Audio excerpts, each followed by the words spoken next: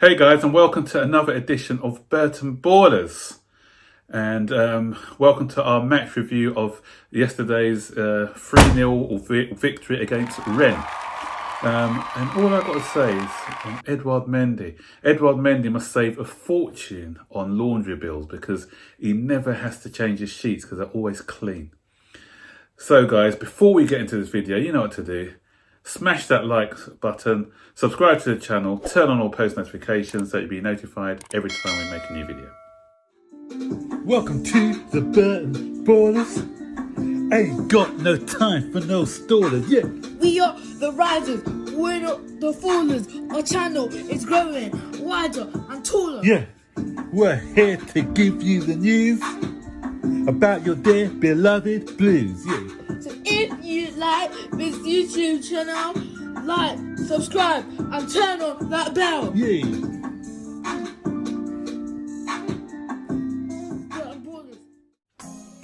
So guys, another clean sheet. Clean sheets, that's the theme now. That is the theme of the day.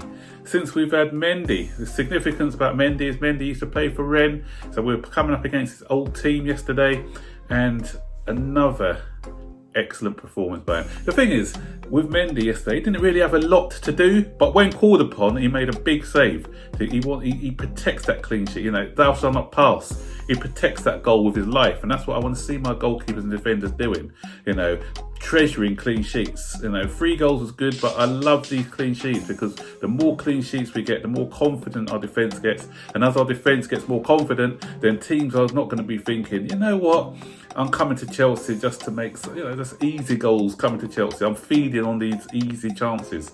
But now they're going to be coming and thinking, oh, you know, these guys can defend. We have to think about different things to do to break this defence down. You know, I want it to be back to the days under Jose Mourinho. I remember, this is a lesson for the younger ones who weren't around, 2005-06 season, we went the first 9 games, I think it was, without conceding a single goal. And it got so bad that one of the local newspapers, The Sun, actually said that they will pay the first player to score against Chelsea. They'll give him £10,000 for him to donate to any charity of his choice. So that's how bad it, you know, even the press were getting a bit tetchy because we weren't letting in any goals. But, you know, that's the season, I think, when we only conceded 15 goals all season. And so that's what I want to get back to, guys. Okay, defences win your titles. So if we can get a solid base again, and it's looking that way at the moment, and it's just because Mendy, I just can't praise that guy enough. And something what Baggy TV pointed out yesterday, I did a little phone in yesterday, and something what Baggy TV pointed out, which is very important, is the adulation, the respect that is the Rennes teammates had for him. Because after the game, if you went and saw, he went around and hugged everyone. He had a nice embrace with the manager, he had an embrace with all the other players, and they still hold him in high esteem. This is a guy who brings you excellence. He brings excellence to the team. He brings that assured calmness to the team, and he's got a strong character. So we're now building a team with characters. A theme of my videos last season was the fact that we didn't have enough personality in the side, we didn't have enough characters in the side, but now you're seeing it in abundance. You're seeing it with Mendy, and you're seeing it as well with Timo Werner. Okay, you know, he's just running all day yesterday, on the left-hand side, working tirelessly, and his attitude with the pre-match press conference, we're here to win it, we're not here to take part. We've seen it with Thiago Silva. Again, another strong performance from Silva yesterday. At the back, you know, he's the one who pulls it all together at the back. Kurt Zuma's upped his game as well. So you see, you know, all the players now are just raising their game. So we're sort of in the driving seat, us and Sevilla. Unfortunate yesterday because Sevilla were actually 2-0 down before making a comeback. So it's going to be us two fighting it out definitely for that top spot. You know, 6 points ahead of the other two now. So I can't see Krasnodar or Rennes getting into the knockout stages, but I still want to top the group because it's important that we top this group. So we sort of break down the match now.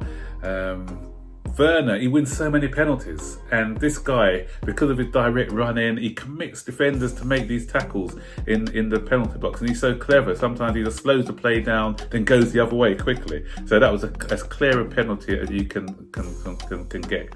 And Jorginho, who was captain for the day. Was he captain? Yeah, Jorginho was captain yesterday, yeah. And you can see him handing over, he's passing on the baton, you know. My penalty record is pretty good. I've only missed 3 in my career, but I've missed 2 of my last 3 penalties. So, yeah, over to you, mate. So he's giving him the ball. And, you know, what I like about, you know, I was saying I didn't like Jorginho's penalties, but what I like about Werners is just no nonsense. Bang. You know, the goalkeeper went the right way, but such was the power of the shot into the corner of the net, he didn't stand a chance. 1-0. But I'd like to say credit to Rennes, actually, because I thought Rennes came out quite well. They impressed me. They came out quite aggressively. They were pressing us hard. They were trying to play from the back, and they were giving us a few problems, I thought, especially down the sides. But obviously that penalty settled us down. And then the second one, I've got to talk about that one. That was a disgraceful decision. And you know, UEFA's got to look at how they are giving out these penalties, because the defender, come on now. Okay, his hands were a bit. First of all, I thought, yeah, because his hands are in the unnatural position, they're out, and the ball has touched him. But when you see the replay, you can see, you know, some common sense needs to happen. And the referee actually went to the monitor, and he had a look at it, and he still deemed it to be a penalty. Which, because this guy, he's made himself big, okay, but the ball has come off his foot onto his arm. So you can't stop that. If it went directly onto his arm, then I'll say yeah, because his arm was big. Because we saw an incident earlier with Zuma where it wasn't given. That's because Zuma's hands were closed down by his side, and that's why that one wasn't given. But this guy, his hands was a bit out. But I said if it hit his hand straight, after the Abraham shot, then I'll say yeah, fair enough. Because what's his hands do there? But the fact is, he's gone to make the challenge off his foot onto his hand, so that was harsh. And what made it even harsher for the poor boy was that he got a red card for it. You know, that was a second yellow. So for the interpretation of the rules, say that it should be a red card, but it's really, really harsh. And if it was happened to our side, I'd have been seething. So, you know, I like to be fair in these videos, and so I think that's one that we definitely got away with. Dalbert, actually, he was looking good down that left-hand side. Really, really pacey left back. And if you can remember, a couple of seasons ago on the Conte, we were linked with this boy as an alternative to Sandro.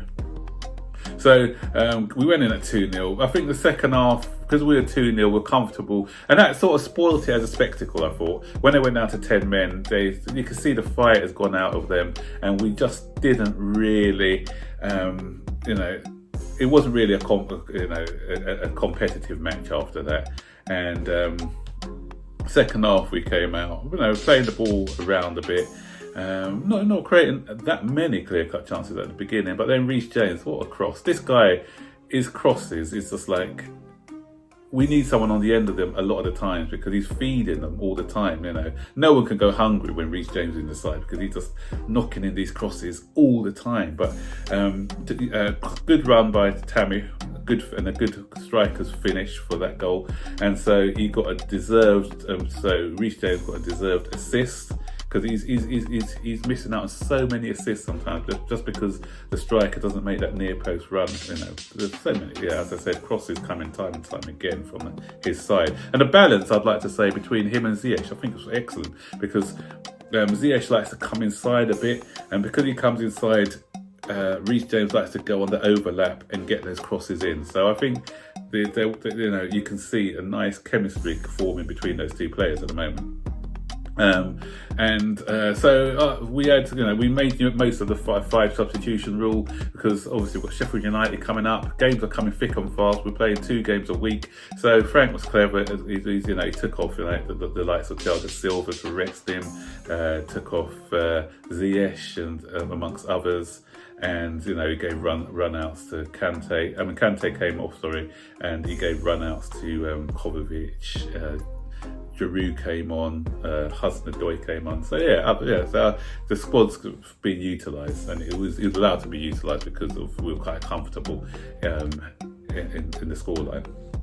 But Giroud came on, he didn't look the sharpest. He should have scored 2 more goals.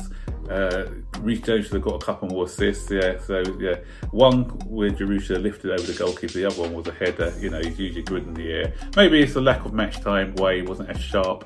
But so all in all, it was a good day in the office.